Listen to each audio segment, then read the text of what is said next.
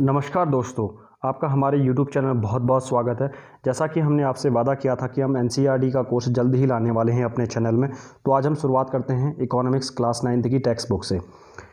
ये कोर्स अगर मैं बात करूं तो बेनिफिशरीज़ कौन होंगे इस कोर्स के। अगर आप UPSC की प्रिपरेशन कर रहे हैं या स्टेट PCS की प्रिपरेशन कर रहे हैं, बैंक SSC या किसी भी गवर्नमेंट एग्जाम की प्रिपरेशन कर रहे हैं जिसमें इकोनॉमिक्स बहुत बड़ा मेजर रोल अदा करता है, उसमें ये कोर्स काफ़ी ज़्यादा उसके लिए हेल्पफुल होता है।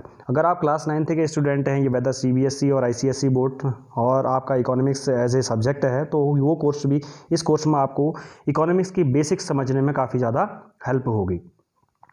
अगर मैं कोर्स के कंटेंट की बात करूं तो लगभग क्लास 9th में 4 चैप्टर्स हैं। The story of village Palampur से स्टार्ट होता है कोर्स, और second chapter people as a resource, third chapter poverty as a challenge and fourth chapter food security in India. इन 4 चैप्टरों में क्लास 9th की इकोनॉमिक्स कंप्लीट हो जाती है, और इस लेक्चर्स में भी हम लोग इन 4 चैप्टरों को पर वीडियो पर लेक्चर के हिसाब से या पर चैप्टर के हिसाब से कंप्लीट करेंगे। आज का जो वीडियो लेक्चर होगा वो सिर्फ आपका स्टोरी ऑफ विलेज पालमपुर को कंप्लीट करेगा।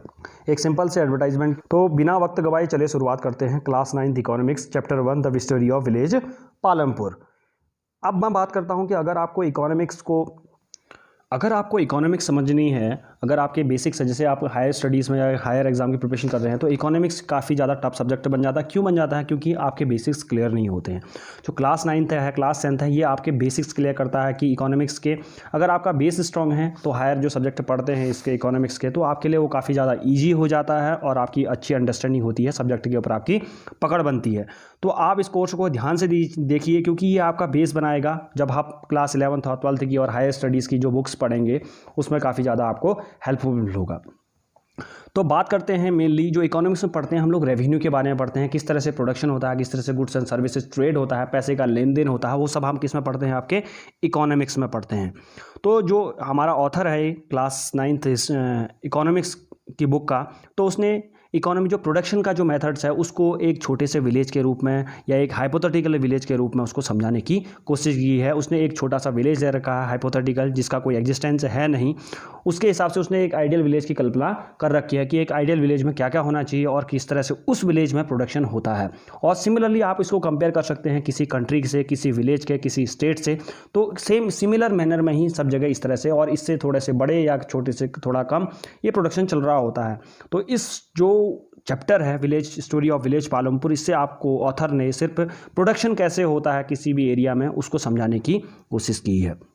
अब मैं ओवरव्यू के बारे में बता देता हूँ कि जो विलेज है वो किस तरह है। एक जो इस चैप्टर में हमें एक हाइपोथेटिकल विलेज पालमपुर के नाम से ले रखा है, उसमें मेनली जो बेसिक इसका कॉन्सेप्ट है वो प्रोडक्शन को आपको समझाना है कि प्रोडक्शन कैसे होता है, सर्विसेज और गुड्स और सर्विसेज कैसे प्रोड्यूस होती हैं, कौन कौन से फैक्टर रिस्पॉन्सिबल होते हैं प्रोडक्शन में, उसको बताने की कोशिश की है। अगर मैं बात करूं तो उस विलेज में एक छोटे से जो डेयरी है, ट्रांसपोर्ट है, इस टाइप की चीज़ें भी होती हैं, लिमिटेड अमाउंट में होती हैं, बट इसके जो मेन इस विलेज में काम होता है वो फार्मिंग का होता है। लोग फार्मिंग पे ज़्यादा डिपेंड करते हैं। अगर आप इंडिया का भी देखो तो लगभग 60% जो पॉपुलेशन होती है वो फार्मिंग में डिपेंडेंट है, और ये फार्मिंग ऐसा सेक्टर है जिसमें एक लेबर इंटेंसिव सेक्टर है, जिसमें बहुत सारे लोग काम करते हैं और लोगों को बहुत सारे लोगों को जॉब देता है। तो इस विलेज में भी फार्मिंग काफ़ी बड़े स्केल पे होती है। बड़े स्केल से मीन्स विलेज के हिसाब से बड़े स्केल पे होती है। सबसे मेजर सेक्टर अगर बात करें तो वो फार्मिंग है। दूसरे बारे में बात करें तो फार्मिंग के अलावा भी क्या होती हैं, उसके वहाँ अलग एक्टिविटीज़ होती हैं, जैसे डेयरी है जो फार्मिंग, जैसे आप एनिमल रियरिंग है, जनरल स्टोर्स हैं, शॉपकीपर्स हैं, ये काम भी इस विलेज में होते हैं। अब बात करते हैं हम लोग इंट्रोडक्शन की, विलेज कैसा है, किस तरह से। देखो, अगर मैं एक आइडियल विलेज की बात करता हूँ तो आइडियल विलेज में क्या होना चाहिए? आपकी कनेक्टिविटी अच्छी होनी चाहिए, ट्रांसपोर्टेशन सिस्टम अच्छा होता है। देखो, किसी भी कंट्री की इकोनॉमी डिपेंड करती है वहाँ के ट्रांसपोर्टेशन से, वहाँ की कनेक्टिविटी से। जितनी अच्छी कनेक्टिविटी होगी उतना अच्छा सा वहाँ का इकोनॉमिक सिस्टम होगा। जैसे फॉर एग्जांपल अगर मैं प्लेन और हिली एरिया के बारे में बात करता हूँ तो प्लेन एरियाज़ में क्या होता है, कनेक्टिविटी काफ़ी अच्छी होती है, मेटल रोड होती हैं बहुत जल्दी, हर जगह, हर गांव, हर सड़क लगभग रोडों से जुड़ा होता है। अगर उसी कंपैरिजन में हिली एरिया के बारे में बात करें तो हिली एरिया में रोड बनाना काफ़ी ज़्यादा मुश्किल होता है, कनेक्टिविटी कम होती है, तो इकोनॉमी एक्टिविटी भी इस एरिया में कम होती है और ये ज़्यादा लीस्ट डेवलप्ड होते हैं। उसी जगह प्लेन एरिया की बात कर रहा हूँ, कनेक्टिविटी अच्छी होती है, कनेक्टिविटी अच्छी है तो ट्रांसपोर्टेशन सिस्टम अच्छा हुआ, और ट्रांसपोर्टेशन तो इकोनॉमिक एक्टिविटी उतनी ज़्यादा होगी और उतने ही ज़्यादा वेल डेवलप्ड वो एरियाज़ होंगे। जैसे फॉर एग्जांपल दिल्ली ले लो, हैदराबाद ले लो, मुंबई ले लो, क्या है ये मेजर सिटीज़ हैं। क्यों? क्योंकि यहाँ कनेक्टिविटी अच्छी है, इकोनॉमिक सिस्टम अच्छा होता है, लोग पैसा ज़्यादा कमाते हैं, स्टेट ऑफ उनकी जो लिविंग होती है, स्टैंडर्ड ऑफ लिविंग वो बढ़ जाता है इन चीज़ों से। तो कनेक्टिविटी एक आइडियल विलेज में आपकी क्या होनी चाहिए? कनेक्टिविटी अच्छी होनी चाहिए। दूसरी, आपका ट्रांसपोर्टेशन सिस्टम अच्छा होना चाहिए। तीसरा, हम लोग बात करते हैं वहाँ का एजुकेशन सिस्टम कैसा है उस एरिया का। चौथा, बात करते हैं हम लोग वहाँ के हेल्थ सिस्टम कैसा है उसका। तो ये सारी चीज़ें आपको कंप्रोमाइज़ करती हैं, और अगर ये सारी चीज़ें एक विलेज में मिलती हैं और अच्छी हालत में मिलती हैं तो वो एक आइडियल विलेज की हम लोग कल्पना करते हैं। और ऐसा विलेज हर कोई चाहता है कि ऐसा विलेज हर जगह हो, और गवर्नमेंट उसी सेक्टर में तभी रोड्स बनाती है, साल भर काफ़ी ज़्यादा इंफ्रास्ट्रक्चर में गवर्नमेंट पैसा खर्च करती है।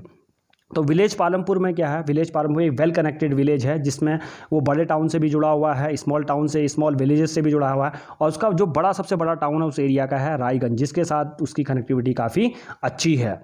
अगर मैं ट्रांसपोर्टेशन सिस्टम के बारे में बात करूं तो उस रोड पे आपको bullock carts, tongas, bogies, motorcycle, jeep, means जितने टाइप के आपको ट्रांसपोर्टेशन सिस्टम, बस, ट्रक जो भी हो सकते हैं वो सारे आपको इन रोड्स में मिलेंगे। मींस ये दर्शाता है कि वहाँ पर ट्रांसपोर्टेशन की सिस्टम अच्छा है। मींस एक आइडियल विलेज के लिए ट्रांसपोर्टेशन सिस्टम होना चाहिए, और ऐसा अगर होता है तो कनेक्टिविटी भी काफ़ी अच्छी होगी उस एरिया में। अब बात करते हैं हम लोग हेल्थ सेक्टर के बारे में कि हेल्थ सेक्टर कैसा है। मेनली यहाँ पर एक प्राइमरी हेल्थ सेंटर है जो गवर्नमेंट के द्वारा चलाया जाता है, और एक प्राइवेट डिस्पेंसरी है जिसमें लोगों का इलाज किया जाता है। मीन्स वहाँ पर दवाइयाँ भी मिलती हैं। तो आपको अगर मैं देखूँ एक छोटे से विलेज के अंदर ये छोटी सी जो प्राइमरी हेल्थ सेंटर है गवर्नमेंट के द्वारा ये मिलता है, और प्राइवेट भी आपको डिस्पेंसरी मिल जाती, तो मीन्स वहाँ पर हेल्थ सेक्टर एक आइडियल हेल्थ सेक्टर है। मीन्स मैं ये नहीं बोलूँगा कि वहाँ पर एडवांस है चीज़ें हैं, बट एक प्राइमरी लेवल पर जो होना चाहिए एक विलेज में। क्योंकि हमारे अगर बात करूँ इंडिया में तो बहुत सारे ऐसे विलेजेस हैं जहाँ तो हेल्थ सेक्टर क्या, वहाँ रोड की कनेक्टिविटी नहीं है। तो ऑथर ने यहाँ पर एक आइडियल विलेज की कल्पना की है। अब बात करते हैं एजुकेशन। मीन्स आप पढ़ने के लिए, बच्चे हैं तो बच्चे पढ़ने के लिए दूर जाएंगे तो वो एजुकेशन कैसे लेंगे? एक आप उनको करीब में उसी विलेज में क्या है, 2 प्राइमरी स्कूल्स हैं और एक हाई स्कूल है। मींस एजुकेशन का स्तर भी काफ़ी है, लोग वहाँ उसी विलेज में पढ़ लिख पा रहे हैं। मींस लोग अच्छे से ज्ञान ले पा रहे हैं, एक बेसिक एजुकेशन से उस विलेज में मिल रही है। तो मीन्स एक आइडियल विलेज की तरह अगर हम बात करें तो विलेज पालमपुर एक आइडियल विलेज की कल्पना में फिट बैठता है, और ऑथर ने हमें जो समझाने की कोशिश की है हम लोग उस चीज़ को समझ में आता है।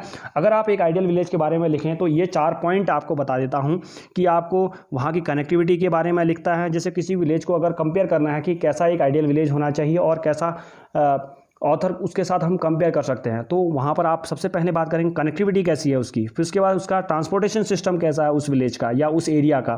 चौथा हम लोग बात करते हैं कि वहाँ पर हेल्थ सेक्टर कैसा है। पांचवा हम लोग बात करेंगे आपके वहाँ पर इस एजुकेशन का सिस्टम कैसा। अगर ये सारी चीज़ें अच्छी हैं तो वो एरिया डेफिनेटली वेल डेवलप्ड होगा। अगर आप गुड और बैड कंपेयरिंग करेंगे कि एक गुड विलेज क्या होगा, एक बैड विलेज, तो आप ये 4 पॉइंट के थ्रू उसका अपना आंसर लिख सकते हैं।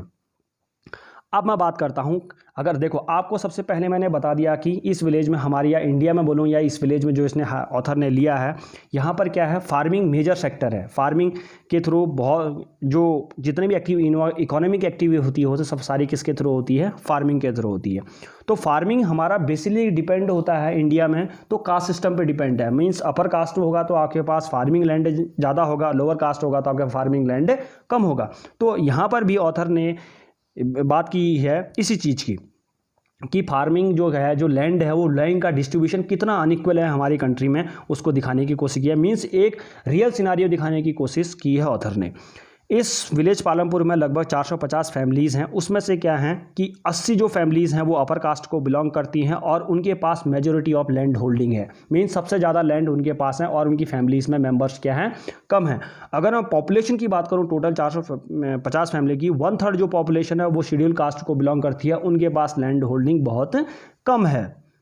अब बात करते हैं इलेक्ट्रिसिटी कनेक्शन की कि विलेज पालमपुर में इलेक्ट्रिसिटी कनेक्शन हर किसी लोगों के घर पे, मोस्टली ऑफ द जो घर हैं उनमें इलेक्ट्रिसिटी कनेक्शन है। मीन्स वहाँ पर एक अच्छा सा विलेज है, लोग थोड़ा सा पैसा कमाते हैं। इसके अलावा स्मॉल मैन्युफैक्चरिंग होती है, ट्रांसपोर्टेशन भी होता है और शॉपकीपिंग, जनरल स्टोर्स है, डेयरी फार्मिंग है। ये सारी चीज़ें, ये प्रोडक्शन के जो चीज़ें हो रही हैं, ये सारी एक विलेज पालमपुर में ये एक्टिविटी सारी हो रही हैं इकोनॉमी एक्टिविटी के हम लोग बात करते हैं। जैसे कोई भी अगर टाउन है तो वहाँ पर हम लोग इकोनॉमिक एक्टिविटी क्या होती है, ट्रांसपोर्टेशन होता है, डेयरी फार्मिंग होती है, मीट की दुकान होती है, शॉपकीपर की होती है, कपड़े वाले की दुकान होती है, सारी क्या है इकोनॉमिक एक्टिविटी होती है। सब कुछ सब्जी वाले सब्जी बेच रहे होते हैं, कुछ ठेले वाले फल बेच रहे होते हैं, तो क्या है ये सारा इकोनॉमिक एक्टिविटी है। तो हम लोग ये इस तरह से देखते हैं कि वहाँ इकोनॉमिक एक्टिविटी कितने बड़े स्केल पे होती है।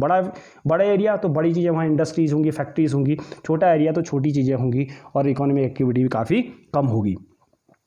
अब बात करते हैं मेन जो हमारी टॉपिक का जो इस चैप्टर का क्रक्स है वो बताना चाहता है कि प्रोडक्शन कैसे किया जाता है, गुड्स और सर्विसेज कैसे प्रोड्यूस होती हैं, उस चीज़ को हम लोग इस चैप्टर में समझेंगे। अब मेन चीज़ है ऑर्गेनाइजेशन का जो मेन गोल होता है वो होता है गुड्स और सर्विसेज को प्रोड्यूस करना। और क्रक्स का ये इस चैप्टर का क्रक्स भी ये है कि प्रोडक्शन कैसे होता है, उसके पीछे कौन से फैक्टर्स रिस्पॉन्सिबल होते हैं। अब बात करते हैं फैक्टर की। एक प्रोडक्शन को, ये गुड्स और सर्विसेज को प्रोड्यूस करने के लिए आपके पास 3 मेजर फैक्टर्स होते हैं और उसका चौथा एक एलिमेंट्री सब्जेक्ट आता है जो इन तीनों को कंबाइन करके एक नया फैक्टर की तरह उभरता है। इनके ये तीनों तो होने ही चाहिए, बट उसमें चौथा अगर नहीं होगा तो इन तीनों का कोई उपयोग है ही नहीं। तो सबसे पहला आता है आपका लैंड। लैंड क्या है आपका एक नेचुरल रिसोर्सेज है, उसके अंदर आपको वाटर भी आ जाएगा। एक नेचुरल रिसोर्स के अंदर सबसे पहला आपके पास लैंड होल्डिंग होनी चाहिए। तो पहला फैक्टर क्या है आपका लैंड होना चाहिए। दूसरा है आपको लेबर, मीन्स उस लैंड पे काम करने के लिए क्या हुआ आपको इंसान भी चाहिए। आपको लेबर क्या हो सकती है, आप मैकेनाइज लेबर भी हो सकती है, नॉन मैकेनाइज लेबर मीन्स मशीनों के थ्रू भी आप काम करवा सकते हैं या लोगों से भी काम करवा सकते हैं। तो लेबर होना जरूरी है किसी भी एरिया में अगर प्रोडक्शन करना है। तीसरा आपके पास होनी चाहिए कैपिटल, मीन्स आपके पास पैसा होना चाहिए। कोई भी काम करना, अगर लेबर है, लेबर काम कर रहा है तो उसको क्या चाहिए, आपको पैसा देना पड़ेगा रेगुलर बेसिस पे। अगर आपके पास कोई ट्रैक्टर खरीदना है, वो मैकेनाइज के अंदर आ गया, तो उसको भी आपको क्या देना पड़ेगा, पैसा देना पड़ेगा, है कि नहीं। तो ये सारी चीज़ें आपके अंदर क्या है होनी चाहिए, एक फैक्टर ऑफ प्रोडक्शन के अंदर आएंगे। तो तीन क्या हो गए आपके फैक्टर ऑफ प्रोडक्शन हो गए, लैंड, लेबर एंड कैपिटल। अगर आपको गुड्स और सर्विसेज प्रोड्यूस करनी है तो आपके पास क्या है इन तीनों चीज़ों का होना जरूरी है, तभी आपको एक गुड्स और सर्विसेज क्या कर सकते हैं, प्रोड्यूस कर सकते हैं। अगर मैं बात करूं तो लेबर इंटेंसिव इंडस्ट्रीज़ क्या हो सकती हैं आपको, जहां पर लेबर, जैसे फार्मिंग है ये एक लेबर इंटेंसिव एक्टिविटी है, इसमें क्या हो सकता है बहुत सारे लोग काम करते हैं। अब बात करते हैं कैपिटल के बारे में बात करते हैं। देखो लैंड का हो गया हमारा, लेबर का हो गया, और अब बात करते हैं हम लोग कैपिटल के बारे में बात करते हैं कि कैपिटल कितने टाइप की हो सकती हैं। अब कैपिटल हमारी होती हैं 2 टाइप की, एक होती है वर्किंग कैपिटल होती है और एक होती है फिक्स कैपिटल। जो फोर्थ है वो ह्यूमन कैपिटल, आपको उसके बारे में अभी बताता हूँ मैं। वर्किंग कैपिटल क्या होती है, आपको कोई भी चीज़ बनानी है, गुड्स और सर्विसेज, जैसे आपको बिस्किट बनाना है तो बिस्किट बनाने के लिए क्या चाहिए, आपको व्हीट चाहिए होता है। व्हीट क्या है, एक रॉ मटेरियल की तरह बिहेव करता है, राइट। तो रॉ मटेरियल क्या बन जाएगा आपका एक वर्किंग कैपिटल, क्योंकि उसको आपको लगातार चाहिए होता है, उसको एक बार खत्म हो गया तो दोबारा चाहिए, है कि नहीं। उसी तरह से मनी इन द हैंड भी आपका एक वर्किंग कैपिटल है, क्योंकि लोगों से अगर काम करवाओगे तो लोगों को क्या देना पड़ेगा, आपको पैसा देना पड़ेगा। तो ये आपकी वर्किंग कैपिटल के अंदर क्या आ गया, रॉ मटेरियल हो गया। Money in the hand is also a working capital. अब बात करते हैं फिक्स कैपिटल। फिक्स कैपिटल की मीन्स एक बार पैसा इन्वेस्ट कर दिया तो सालों साल, कुछ साल, 10 साल, 15 साल वो चलेगा। जैसे फॉर एग्जांपल अगर आपने कोई टूल्स खरीद लिए, कोई मशीन खरीद लिया, आपने ट्रैक्टर खरीद लिया, तो ट्रैक्टर क्या है, एक बार खरीद लिया तो बार बार तो देना नहीं पड़ेगा ना उसको। आपको क्या हुआ, एक बार खरीद लिया तो वो सालों साल, 10 से 15 साल आपका काम चलाएगा, फिर आपको नया खरीदना पड़ेगा। जैसे बिल्डिंग बना ली हो तो सालों साल आपकी बिल्डिंग चलेगी, तो एक बार पैसा इन्वेस्टमेंट करना पड़ेगा। तो ये किसके अंदर आएगा, आपका फिक्स कैपिटल के अंदर। समझ में आ गया आपको, वर्किंग कैपिटल और फिक्स कैपिटल में अंतर ये होता है। अब बात करते हैं ह्यूमन कैपिटल के बारे में। देखो फैक्टर ह्यूमन कैपिटल एक फोर्थ फैक्टर ऑफ प्रोडक्शन है। मीन्स अगर आपके पास ह्यूमन कैपिटल नहीं है तो आपका लैंड भी बर्बाद जाएगा, लेबर भी बर्बाद जाएगी और आपका क्या है कैपिटल भी बर्बाद जाएगा। तो तीनों चीज़ों को एनालिटिकली और नॉलेज के साथ इस्तेमाल करके ही आप प्रोडक्शन कर सकते हैं। किसके हेल्प के थ्रू, ह्यूमन। तो ह्यूमन के पास ही एक ऐसी कैपेबिलिटी होती है कि वो लैंड, लेबर और कैपिटल का सही का उपयोग करके एक गुड्स और सर्विसेज प्रोड्यूस कर सकता है। तो फोर्थ फैक्टर ऑफ प्रोडक्शन और मेजर फैक्टर ऑफ प्रोडक्शन आपका क्या होता है, ह्यूमन कैपिटल होता है। तो आपके चार हो गए फैक्टर ऑफ प्रोडक्शन के। क्या हो गया, लैंड हो गया, लेबर हो गया, राइट, कैपिटल हो गया और ह्यूमन कैपिटल हो गया, राइट। तो आप LLCH भी याद कर सकते हैं। अगर आप LLCH एक शॉर्ट फॉर्म है तो ये फैक्टर ऑफ प्रोडक्शन होते हैं। क्या है फैक्टर ऑफ प्रोडक्शन, LLCH। अब बात करते हैं फार्मिंग के बारे में कि विलेज पालमपुर में फार्मिंग। देखो आपको बताया मैंने विलेज पालमपुर में क्या है, और या इंडिया के बारे में बात करूं तो लगभग 60% जो पॉपुलेशन है वो तो किस पे डिपेंड करती है, हमारी फार्मिंग पे होती है, और लोग बहुत सारा लोग डिपेंड करते हैं फार्मिंग पे। अब घट रही है धीरे धीरे, हमारा मैन्युफैक्चरिंग सेक्टर बूस्टअप होगा धीरे धीरे, बट क्या है बेसिकली अभी प्रेजेंट सिनारियो में बात करूँ तो हमारा जो है मेजर जो पॉपुलेशन है वो किस पे डिपेंड करती है, फार्मिंग पे। तो इस विलेज में भी फार्मिंग काफ़ी ज़्यादा होती है। अब बात करते हैं जो ऑथर के पालमपुर विलेज के बारे में कि किन फैक्टर्स पे डिपेंड करती है जो फार्मिंग होती है, बेस्ड है विलेज पालमपुर में, तो उसको हम लोग डिटेल में पढ़ेंगे। तो ये 9 फैक्टर हैं टोटल। पहले आपका land is fixed, change in the method of cultivation, multiple cropping, modern farming, sustainability of the land, distribution of land, labour, capital, selling of farm product. तो इन 9 मेथड्स हैं, 9 मेथड्स जो फैक्टर्स हैं इनको हम लोग डिटेल में पढ़ेंगे कि किस तरह से विलेज पालमपुर में क्या है, लैंड कैसा है, उधर लैंड फिक्स बात कर रहा है तो कितना लैंड फिक्स्ड है, किस किस के पास कितनी लैंडिंग होल्डिंग है, उसके बारे में डिटेल करेंगे। उसी तरह से हम लोग मेथड ऑफ कल्टिवेशन में क्या हुआ, देखो पहले मेथड में पहले कल्टीवेशन किस तरह से होता था 1960 से पहले, बाद में क्या चेंजेस हुए, मल्टीपल क्रॉपिंग क्या होती है, मॉडर्न फार्मिंग क्या होती है, सस्टेनेबिलिटी ऑफ द लैंड क्या होती है, अभी क्या हुआ है उसमें चेंजेस, डिस्ट्रीब्यूशन, लैंड का डिस्ट्रीब्यूशन कैसा है लोगों के बीच में, फैमिलीज़ के बीच में, उसको पढ़ेंगे हम लोग। लेबर कैसी है, स्किल्ड है, नॉन स्किल्ड है, कैपिटल कैसी है आपके पास, लोग जो विलेज पालमपुर में हैं उनके पास मैकेनाइज्ड ज़्यादा लोग हैं या नॉन मैकेनाइज्ड ज़्यादा, फिक्स कैपिटल ज़्यादा है या आपका वर्किंग कैपिटल ज़्यादा है, और कौन कौन से जो प्रोडक्ट फार्म प्रोडक्ट हैं वो लोग यहाँ बेचते हैं विलेज पालमपुर में, उसका हम डिटेल एनालिसिस करेंगे। अब बात करते हैं लैंड इज फिक्स्ड। ऑथर बोलता है कि इस एरिया में लैंड फिक्स्ड है, मींस अगर 1960 से पहले मैं बात करूं तो क्या है, लैंड कोई फिक्स नहीं होता था, जंगलों को काट के लैंड बनाया जाता था और कल्टीवेशन किया जाता था। मींस आज आपके पास कम लैंड है तो 4-5 जंगल काट, मीन्स थोड़ा एरिया और काट लो, अपना लैंड एरिया बढ़ा। बट 1960s के बाद क्या है, लॉज बन गए, लैंड एरिया फिक्स्ड हो गया, तो उसके बाद वो एरिया अब पूरी कंट्री में आप कल्टिवेटेड लैंड क्या है फिक्स्ड है, और एक बहुत सारा लार्ज एरिया, बहुत सारा एरिया क्या हमने फॉरेस्ट को डोनेट कर दिया है, मीन्स उसमें फॉरेस्ट। अब हम लोग अपना लैंड जो कल्टीवेशन एरिया है उसको हम लोग बढ़ा नहीं सकते हैं, और क्योंकि वो सारा किसके अंदर आता है, गवर्नमेंट के अंदर आता है। अब बात करते हैं कि विलेज पालमपुर में लगभग 75% पॉपुलेशन करती है, किस पे डिपेंड करती है, फार्मिंग के पे डिपेंड करती है, और जो लैंड एरिया वो है वहाँ पर फिक्स्ड है। और इसका लैंड एक्सपेंशन कब से नहीं हुआ, 1960 के दौरान से नहीं हुआ, क्योंकि वहाँ पर क्या है, लैंड लॉज आए थे, लैंड रिफॉर्म्स आए थे 1960s के दौरान। अब बात करते हैं कि change in method of cultivation, cultivation के मेथड्स पहले कैसा यूज किया जाता था, अब कैसे यूज किया जाता है, उसके बारे में बात करते हैं। 1960 से अगर पीछे बात करूं तो वहां पर क्या हो जाते थे, आपके ट्रेडिशनल सीड्स यूज किया जाता था, क्योंकि उसमें आपको मैन्यूर जो मैन्यूर यूज की जाती थी वो काउ डंग की यूज की जाती थी। बट क्या है, धीरे धीरे मेथड ऑफ कल्टीवेशन में चेंजेस हुआ, जब पॉपुलेशन बढ़ने लगी, हमारे पास खाना नहीं हुआ, तो हमने क्या है, नए मेथड्स इजाद किए, नए मेथड्स अलग अलग कंट्री से सीखे, किस तरह से हम लोग अपने प्रोडक्शन को बढ़ा सकते हैं। तो सबसे पहला उसमें आता है आपका मल्टीपल क्रॉपिंग। पहले क्या हो सकता था, साल में सिर्फ हम लोग 1 या 2 फसलें उगाते थे, या मुश्किल से कहीं पर तो 1 फसल, क्योंकि हमारा क्या है, पूरा जो क्रॉप सिस्टम है बहुत सारे एरियाज़ में क्या है, पानी नहीं है, रेन पे डिपेंड करता है, तो साल में एक बार कभी रेन होती है कभी नहीं होती है, तो क्रॉपिंग नहीं होती थी। सबसे पहले चेंजेस हमने किया था मल्टीपल क्रॉपिंग। मल्टीपल क्रॉपिंग होती है कि आपको एक ही लैंड एरिया पे एक साल के अंदर बहुत सारी फसलों को उगाना, मीन्स अभी हमने क्या हुआ, बाजरा उगा लिया, उसके बाद पोटैटो उगा लिया, उसके बाद राइस उगा लिया, वीट उगा लिया, मीन्स एक ही लैंड एरिया में इतनी सारी फसलों को उगाया, तो उसको बोलते हैं हम लोग मल्टीपल क्रॉपिंग। इससे क्या हो जाता है, जो लैंड की फर्टिलिटी होती है वो मेंटेन रहती है, और लैंड का प्रोडक्शन जो होता है वो डिक्रीज नहीं होता है, कि वहाँ से लैंड में से आज इस साल 10 किलो गेहूँ उगाया उसने, तो अगले साल भी वो 10 किलो से ज़्यादा उगा सकता, कम नहीं होगा। मल्टीपल क्रॉपिंग से उसकी फर्टिलिटी क्या होती है, मेंटेन रहती है लैंड की। उसके बाद आता है modern farming method. Modern farming method से क्या हुआ कि हमने नए टाइप के सीड्स इस्तेमाल किए, HYV सीड्स से हाई यील्डिंग वैरायटी सीड्स हो गए, हमने केमिकल फर्टिलाइजर यूज करें, हमने इलेक्ट्रिसिटी के through electric water pump use करें। तो इससे क्या होगा, हमारा विलेज पालमपुर में ये सारी चीज़ें हो रही हैं। तो मल्टीपल क्रॉपिंग और मॉडर्न फार्मिंग की मेथड से हमने क्या हुआ, प्रोडक्शन को इंक्रीज किया सेम पीस ऑफ लैंड में विलेज पालमपुर में।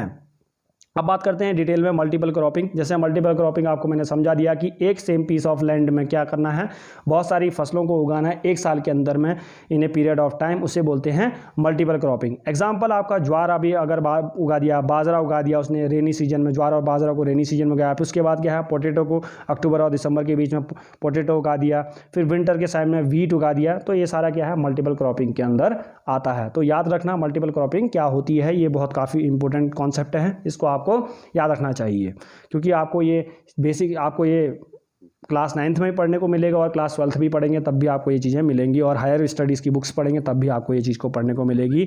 और तो उस टाइम आप डिफरेंस भूल जाते हैं, तो ये बेसिक डिफरेंस है, याद रखना इसको, मल्टीपल क्रॉपिंग। अब बात करते हैं मॉडर्न फार्मिंग के बारे में। मॉडर्न फार्मिंग में क्या होती है, एक इस टाइप की फार्मिंग होती है जिसमें हम लोग HYV सीड ले सकते हैं, हाई यील्डिंग वैरायटी 6। इनको 1960 के दौरान इंट्रोड्यूस किया गया था, मेनली उस टाइम उसे बोलते हैं ग्रीन रेवोल्यूशन पीरियड। इस टाइम क्या हुआ, high yielding variety seeds use किए गए, और उसमें जो सेम पीस ऑफ लैंड से larger quantity of food grains को उगाने की जो प्रक्रिया थी इसके थ्रू की गई। पहले क्या होता था, ट्रेडिशनल सीड्स यूज किए जाते थे। ट्रेडिशनल उनका तो क्या है, प्रोडक्शन काफ़ी कम होता था, उससे मीन्स अगर ट्रेडिशनल यूज कर रहे हैं तो क्या हुआ, फूड ग्रेन्स काफ़ी कम होते थे, में क्वांटिटी कम रहती थी। केमिकल फर्टिलाइजर का इस्तेमाल किया गया मल्टीपल मॉडर्न फार्मिंग के दौरान, और सबसे पहले इंट्रोड्यूस किया गया था पंजाब, हरियाणा और वेस्टर्न उत्तर प्रदेश में। आप देखो, आपको मैं बता देता हूं कि इन एरियाज़ में, देखो आपको बुक में ये चीज़ें नहीं मिलेंगी, आपको ये बता देता हूं कि इन एरिया पे ही जो मॉडर्न फार्मिंग की मेथड क्यों इस्तेमाल की, क्योंकि इस एरिया में अगर मैं देखूं तो यहाँ पर लार्ज फार्मर, बड़े बड़े फार्मर थे जिनके पास लैंड होल्डिंग काफ़ी ज़्यादा थी। तो गवर्नमेंट ने इस एरिया में लोगों को क्या कहा, HIV high yielding variety seeds दी, उनको केमिकल फर्टिलाइजर्स दिए, इलेक्ट्रिक ट्यूबवेल्स दिए। तो लार्ज एरिया पर था, तो लार्ज एरिया में प्रोडक्शन भी ज़्यादा होता था, क्योंकि जो आपका मॉडर्न फार्मिंग मेथड से ये लार्ज एरियाज़ के लिए बनी हुई है मेनली, क्योंकि इनका जो कॉस्ट होती है वो ज़्यादा होती है। मीन्स केमिकल फर्टिलाइजर की आपको कॉस्ट ज़्यादा है, इलेक्ट्रिक पंप लगाना है तो आपको पैसा चाहिए। और जो हमारा अगर अदर पार्ट ऑफ कंट्रीज़ में देखें तो अदर अपनी कंट्रीज़ के अंदर देखो, अदर पार्ट्स के अंदर तो ये चीज़ें नहीं है, उनके पास लैंड होल्डिंग फार्मर्स के पास काफ़ी ज़्यादा कम है, तो उतना ज़्यादा वो सस्टेन नहीं कर पाते, खरीद नहीं पाते हैं केमिकल फर्टिलाइजर को। बट इस एरिया में बड़े फार्मर होने के कारण क्या है, इस एरिया में मॉडर्न फार्मिंग मेथड को इंट्रोड्यूस किया गया, पहली बार ट्राई किया गया 1960 के दौरान, जिसे हम लोग ग्रीन रेवोल्यूशन भी कहते हैं। HIV सीड्स क्या होते हैं, HYV high yielding variety seeds capable of producing more amount of grains in one plant. Means एक ही प्लांट में क्या हो सकता है, अगर एक प्लांट से 10 ग्राम चावल निकल रहा है तो क्या HYV सीड, ट्रेडिशनल सीड के थ्रू अगर मैं बात करूं, ट्रेडिशनल सीड के थ्रू अगर 10 ग्राम निकलता है तो HYV सीड्स की अगर उसका साइज हो जाता है, लगभग 3 से 4 गुना बढ़ जाता है, 30 ग्राम उसी में से सेम प्लांट के में से निकलेगा। अब बात करते हैं सस्टेबिलिटी ऑफ द लैंड की, फर्टिलिटी कैसी रही, रिपोर्ट कैसी रही हमने मॉडर्न फार्मिंग मेथड के बाद। अगर हम लोग देखें तो मॉडर्न फार्मिंग क्या है, नेचुरल जो रिसोर्सेज है उसका ओवर यूज कर दिया हमने क्या किया, ग्राउंड वाटर, रिवर्स और लेक्स को पॉल्यूट कर दिया बाय यूजिंग केमिकल फर्टिलाइजर्स। अब देखो, सबसे पहली बात बताता हूँ, केमिकल फर्टिलाइजर का से माइक्रो ऑर्गेनिज्म तो प्रोडक्शन को बढ़ाता है, क्योंकि माइक्रो जो ऐसे माइक्रो ऑर्गेनिज्म होते हैं, ऐसे इंसेक्ट होते हैं जो फसल को बर्बाद करते हैं, वो सारे मर तो जाते हैं। बट क्या है कि हमने क्या है, HIV सीड के साथ रेगुलर बेसिस, मींस अभी यूज करा तो हम लोग उसको छोड़ नहीं सकते केमिकल फर्टिलाइजर को इस्तेमाल करना, वो हमारे हर साल इस्तेमाल करना होगा, आज किया अगले साल भी करेगा, अगर प्रोडक्शन को हमने मेंटेन रखना है। तो क्या होता है, साल ब साल अगर हम केमिकल फर्टिलाइजर यूज करते हैं तो केमिकल फर्टिलाइजर क्या होता है, सेटल हो जाते हैं उस एरियाज पे, और जब भी रेन होती है या कोई वाटर डाला तो वो बह जाता है और नदी नालों में चला जाता है। ऐसे नदियों में गया तो यहाँ से वहाँ का वाटर भी पॉल्यूट होता है, समझ में आया। तो ये सारी चीज़ें हो जाती हैं केमिकल फर्टिलाइजर के इस्तेमाल से। मीन्स कुछ प्रोज हैं तो इसके कॉन्स भी हैं। आप तो लिख रहे हैं अगर कि केमिकल फर्टिलाइजर के प्रोज लिख सकते हैं और कॉन्स भी लिख सकते हैं। केमिकल फर्टिलाइजर से क्या होते हैं, इंसेक्ट जो हार्मफुल इंसेक्ट होते हैं वो फसलों को जो काटते हैं, ख़राब कर देते हैं, उसको हम लोग बचाते हैं। बट क्या है, केमिकल फर्टिलाइजर उन बैक्टीरिया और माइक्रोऑर्गेनिज्म को भी मार देते हैं जो प्लांट के ग्रोथ में एसेंशियल होते हैं। अब बात करते हैं लैंड डिस्ट्रीब्यूशन के बारे में। हमने आपको पहले शुरुआत में, अगर चैप्टर के शुरुआत में बात करूं तो लगभग विलेज पालमपुर में 450 फैमिलीज़ हैं, उसमें से बहुत सारे जो लोग हैं वो लैंडलेस हैं। ठीक, अगर उसमें से बात करूं तो 40 फैमिलीज़ हैं, उनके पास 2 हेक्टेयर ऑफ लैंड है। मींस अगर मैं 2 हेक्टेयर, तो ये एक स्टैंडर्ड यूनिट है किसी लैंड को नापने की। हेक्टेयर होता है आपका 100 मीटर लेंथ है, 100 मीटर ब्रेथ, तो इसका एरिया को अगर आप निकालेंगे तो वो उतना 1 हेक्टेयर के इक्वल होता है। तो लैंड होल्डिंग की है 240 फैमिलीज़ में 2 हेक्टेयर लैंड है, और अगर मैं 60 फैमिलीज़ की बात करता हूँ तो उनके पास more than 2 hectare of land है। अब बात करते हैं जो लार्ज फार्मर्स में से जो फ्यू बड़े फार्मर्स हैं, उनके पास 10 हेक्टेयर से ऊपर लैंड का पोजीशन है। मीन्स वो लोग उतने उससे ज़्यादा लैंड रखते हैं। अब बात करते हैं लेबर के बारे में बात करते हैं। तो लेबर आपके पास 2 टाइप की होती हैं, स्किल्ड होती हैं, नॉन स्किल्ड होती हैं। तो विलेज पालमपुर में दोनों टाइप की लेबर्स मिलती हैं। मेनली आपको अगर मैं परसेंटेज ज़्यादा बोलूँ तो जो विलेज पालमपुर में है आपको नॉन स्किल्ड लेबर ज़्यादा मिलेगा, लैंड पे काम करने वाला ज़्यादा मिलेगा। अगर मैं वेजेस की बात करता हूँ, किस टाइप के वेजेस वो रिसीव करते हैं, तो वो कैश के भी मिलते हैं और काइंड का मतलब होता है कि अगर किसी वो एग्रीकल्चर लैंड में काम कर रहे हैं तो उनको क्या है, फसल का कुछ हिस्सा दे दिया जाएगा, कुछ पैसा के अलावा फसल दे दी जाएगी ताकि वो खा सकें, तो इसे बोलते हैं वेजेस। इसके बेसिस पे मिलते हैं। अब वेजेस क्या होते हैं कि किसी एरिया में वेजेस अच्छे हैं तो किसी एरिया में वेजेस गंदे हैं, तो ये रीजन के हिसाब से हैं कि किस तरह के रीजन में आप बिलोंग करते हैं, तो वो रीजन टू रीजन डिपेंड करता है, ठीक। और दूसरा जो वेजेस होते हैं वो क्रॉप टू क्रॉप डिपेंड करते हैं। जैसे हमारा का वीट के उसमें आपको क्या है, वेजेस अच्छे मिलते हैं, को दूसरी जो फसलें होती हैं उनमें क्या होती हैं, जो वेजेस होते हैं वो काफ़ी कम मिलते हैं। अब बात करते हैं कि कैपिटल के बारे में बात करें। कैपिटल मतलब पैसा, आपके पास रेवेन्यू क्या है, ह्यूज कैपिटल। देखो मॉडर्न फार्मिंग मेथड के लिए आपको मैंने बताया था कि उसके लिए क्या चाहिए, आपको ह्यूज पैसा चाहिए, मतलब काफ़ी ज़्यादा रेवेन्यू चाहिए, काफ़ी ज़्यादा पैसा चाहिए, क्योंकि आपको इनपुट से खरीद रहे होते हैं। मॉडर्न फार्मिंग इस तरह से नहीं होती है।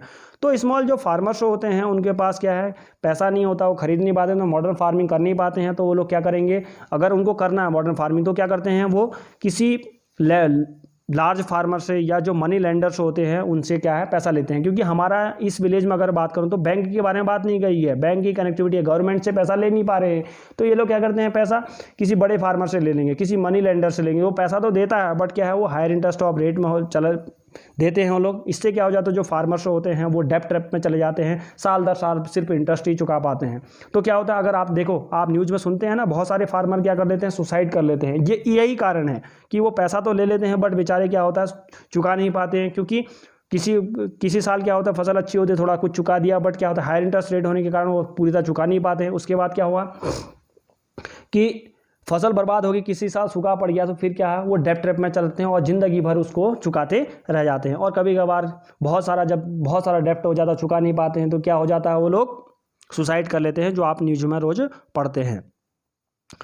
आपकी 3 टाइप की जो कैपिटल्स होती हैं आपको मैंने बता दिया है। एक वर्किंग कैपिटल आपको बता दिया है, फिक्स कैपिटल आपको बता दिया, और ह्यूमन कैपिटल के बारे में आपको बता दिया है। और इसका अगर हम डिटेल एनालिसिस करेंगे तो किस तरह से गवर्नमेंट ह्यूमन कैपिटल पे अपना पैसा खर्च करती है, किस तरह से उसको बढ़ाने की, उसको अच्छा बनाने की कोशिश करती है, तो उसको हम नेक्स्ट चैप्टर में पढ़ेंगे। उसमें एक डिटेल में पूरा चैप्टर है। अब बात करते हैं सेलिंग ऑफ फार्म प्रोडक्ट, किस तरह से लोग अपना जो फार्म प्रोडक्ट है, फार्मिंग के थ्रू वीट राई जो भी उगाते हैं उसको बेचते कैसे हैं। जितना भी सरप्लस होता है, जो सरप्लस अमाउंट ऑफ देखो स्मॉल फार्मर की अगर बात करूं तो उनके पास क्या होता है, तो खुद के खाने के लिए नहीं होता, मतलब जितना उगाया उतना खुद में खाया और थोड़ा सा कुछ बचा दिया। और जिनके पास लैंडलेस नहीं होता वो तो सिर्फ साल भर क्या है, खाते ही हैं, जितना खाया उतने को ही यूज किया। और हर साल वो पैसा बोरो करते हैं, किससे, बड़े मनी लेंडर से या किसी बड़े फार्मर से। अगर बात करूं तो ये जो सरप्लस है वो कौन उगाता है, आपका मीडियम और लार्ज फार्मर्स होते हैं, वो सरप्लस गुड्स को प्रोड्यूस करते हैं, मीन्स बेचते हैं। मीन्स उगाया, अभी उगाने के बाद जो बच गया वो तो क्या है, मंडी में बेच दिया। अब जो मीडियम और लार्ज फार्मर्स हैं वो डायरेक्टली क्या है, अपना जो सरप्लस है वो मार्केट्स में बेचते हैं।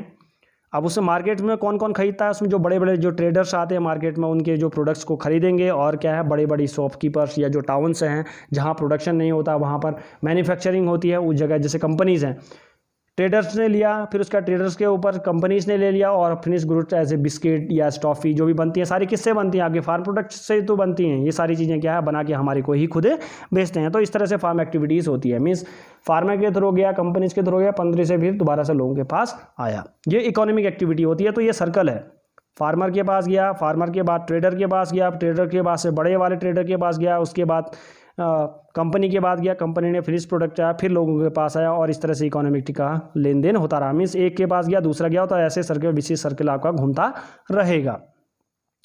इसके बाद मैं बात करी थी, ये तो सारी फार्म के बारे में बात की कि फार्म कैसे होता है, कितनी लैंड होल्डिंग है, हमने सब पढ़ लिया विलेज पालमपुर में। अब इसके अलावा भी नॉन फार्म एक्टिविटीज़ में भी होती हैं यहाँ पर। लगभग 25% जो पॉपुलेशन है वो नॉन फार्म एक्टिविटीज़ में इंगेज है, क्योंकि लोगों के पास क्या है, लैंड नहीं है। मैंने आपको बताया कि उसमें से सिर्फ 80 जो फैमिलीज़ हैं बड़ी, उनके पास लार्ज लैंड होल्डिंग है, और अदर क्या 1/3 जो पॉपुलेशन है शेड्यूल कास्ट है, उनके पास क्या है, वो लैंडलेस लोग हैं, उनके पास लैंड नहीं है। तो सबसे जो मेजर पार्ट ऑफ पॉपुलेशन है वो किस पे डिपेंड करती है, हमारी नॉन फार्म एक्टिविटीज़ के बाद। नॉन फार्म एक्टिविटीज़ के अंदर आता सबसे पहला स्मॉल स्केल मैन्युफैक्चरिंग। आप स्मॉल स्केल मैन्युफैक्चरिंग की अगर हम बात करूं तो जो खेतों में काम होते हैं, वर घरों में काम होते हैं, छोटे छोटे जो काम होते हैं, जैसे अगर किसी ने बनियान बुननी है या छोटा या कुछ और छोटे छोटे काम करते हैं कि दूसरों के खेतों में काम करना, जिसके लोगों के जिनके पास लैंड है उनके खाता, वो क्या है, ये स्मॉल स्केल मैन्युफैक्चरिंग है। ट्रांसपोर्टेशन सिस्टम के बारे में बात करूँ तो आपको मैंने बताया कि विलेज पालमपुर में क्या है, ट्रांसपोर्टेशन सिस्टम अच्छा है, बोगीज़ है, तांगाज है। तो लोग क्या है, गुड्स तो आपको ट्रांसपोर्ट करते हैं वन, जैसे आप विलेज पालमपुर में क्या, तो रायगंज की तरफ लोग जाएंगे तो बेच सरप्लस तो किसके थ्रू जाएंगे, ट्रांसपोर्टेशन के सिस्टम थ्रू जाएंगे। और जो ट्रांसपोर्टेशन सिस्टम है, जो लोग वर्क करें उनको क्या मिलेगा, ट्रांसपोर्ट करने के बदले पैसा मिलेगा। तो ये भी एक क्या है, एक्टिविटीज़ है। तो मैंने क्या ना, प्रोडक्शन के अंदर क्या है कि गुड्स और सर्विसेज दोनों आती हैं, तो गुड्स और सर्विसेज का दोनों का प्रोडक्शन होता है। मीन समझ रहा ना आपको, अगर इकोनॉमिक एक्टिविटीज़ के अंदर, तो इकोनॉमिक एक्टिविटी के अंदर प्रोडक्शन गुड्स बनेंगी ही बनेंगी, बट उसके साथ सर्विसेज भी होंगी, तो दोनों कंबाइन होकर प्रोडक्शन को इंक्लूड आता है। तो क्या है, जो ट्रांसपोर्टेशन सिस्टम्स है उसमें लोग देखो, गुड्स तो का आदान प्रदान हुआ ही एक विलेज से दूसरे विलेज, तो प्लस लोग भी तो जाते हैं ना, जैसे हम लोग बसों से ट्रैवल करते हैं, तो बसों में ट्रैवल करते हैं तो जो लोग, जैसे गवर्नमेंट की बसेस होती हैं, प्राइवेट बसेस होती हैं, तो क्या करते हैं हम लोग, पैसा पे करते हैं, जो लोग हमें ले जाता है उन बसेस के थ्रू। तो ये क्या है, आपका ट्रांसपोर्टेशन सिस्टम होता है ये। और विलेज पालमपुर के बारे में बात करूं तो रोड ही एक ऐसा मोड ऑफ ट्रांसपोर्टेशन है, वहाँ पर क्या है, दूसरी अदर कनेक्टिविटीज़ नहीं होती जो बड़ी सिटीज़ में होती हैं, जैसे ट्रेन है, एरोप्लेन है, इस टाइप की कोई फैसिलिटीज़ यहाँ क्या है, मोड ऑफ जो ट्रांसपोर्टेशन है वो क्या है, आपका रोड। अब इसके बाद आप नॉन फार्मिंग एक्टिविटीज़ आती है डेयरी। डेयरी में क्या है, विलेज पालमपुर में जो मेन सोर्स ऑफ अर्निंग है वो डेयरी है, अगर आप फार्मिंग को छोड़ देते हैं तो।